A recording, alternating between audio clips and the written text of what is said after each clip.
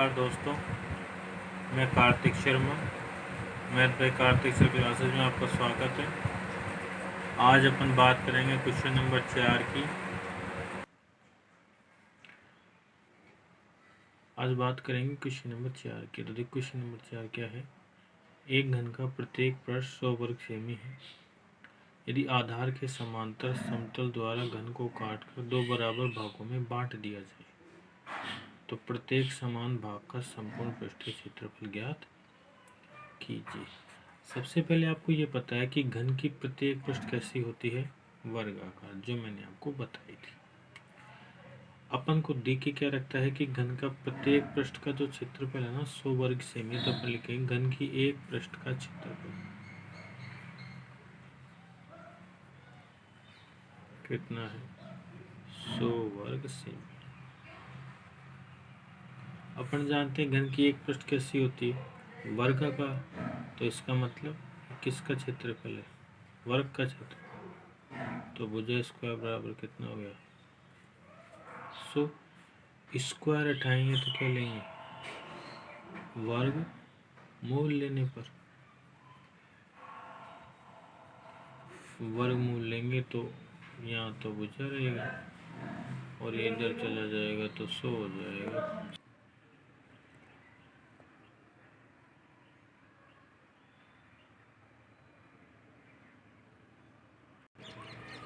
तो आपके पास भुजा बराबर आ गया √100। अब √100 का मान कितना होता है उसके लिए अपन इसका करेंगे वर्ग, अभाज्य गुणन। अभाज्य गुणन तो करेंगे तो 100 का 2 लगाएंगे, 2 × 10 0 2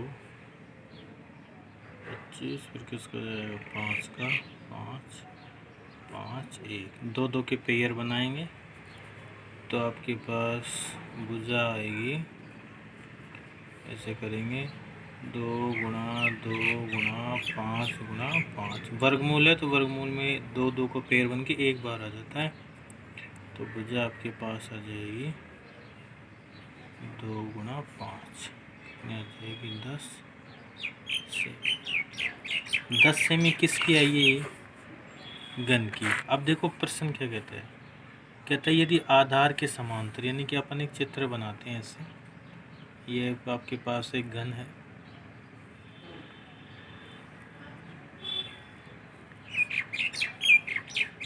घनाकार ये पृष्ठ है आपकी,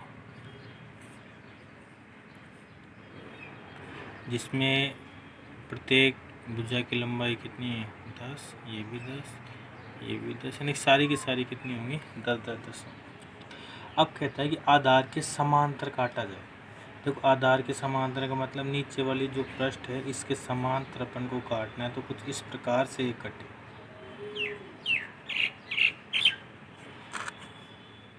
तो जब इस घन को आधार के समांतर काटा जाता है, जैसे आधार के समांतर काटा जाता है, तो जो घन है ये घन किस में कन्वर्ट हो जाता है, घनाभ। घन किस में कन्वर्ट हो जाएगा, घनाभ में। अब दिक्कत आती है, क्या कहता है कि घन को काटकर दो बराबर भागों में बांट दिया जाए तो प्रत्येक भाग का। अब जब आप घन को काटेंगे तो क्या बन गया, घनाभ।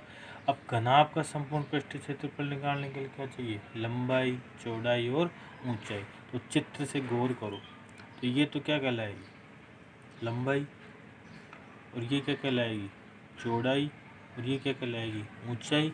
लेकिन जब इसको आधार के समांतर काटा जाता है तो लंबाई और चौड़ाई तो सेम रहेगी, यानी 10 10, लेकिन ऊंचाई कितनी हो जाएगी, समांतर काटा जा रहा है तो मतलब बराबर भागों में, तो बराबर का मतलब ये 10 है तो 10 की आधी कितनी हो जाएगी, 5।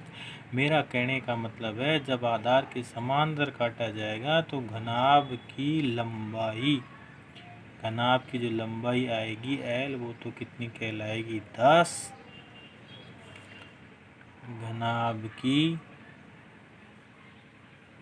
चौड़ाई भी, ये भी कितनी कहलाएगी, 10। घनाभ की ऊंचाई, ऊंचाई का मतलब H कितनी होगी, 10/2 कितनी हो जाएगी 5 सेमी। ये ध्यान रखना, आधार के समांतर काटे तो ऊंचाई का कन्वर्ट होगी, इधर के समांतर काटे तो क्या कन्वर्ट हो जाएगी, जैसे इसके समांतर काटे ऐसे तो लंबाई कन्वर्ट हो जाएगी, लंबाई आधी हो जाएगी। अब अपन किसका सूत्र लगाएंगे, घनाभ का संपूर्ण पृष्ठीय क्षेत्रफल। घनाभ का संपूर्ण पृष्ठीय क्षेत्रफल क्या होता है, 2 कोष्टक LB plus BH plus HL। 2 L का मान 10, B का मान भी कितना है 10, B का मान 10, H का मान कितना है 5, H का मान 5, L का मान 10। करो गुण 2 10 10 100, 10 पंजो 50 और 5 दाएँ भी कितने हो गए 50। 2 जोड़ो इनको, कितने हो गए 200। 200 को गुणा करेंगे किससे 200 से, तो कितना आएगा 400 वर्ग सेमी।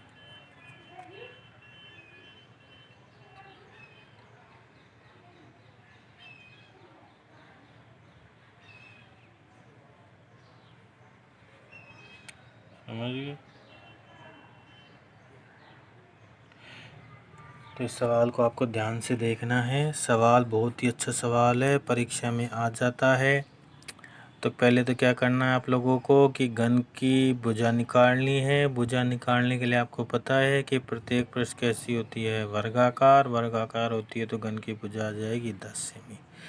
जब आधार के समांतर काटा जाता है, समांतर काटने पर लंबाई चौड़ाई तो सेम रहेगी, ऊंचाई क्या हो जाएगी आधी।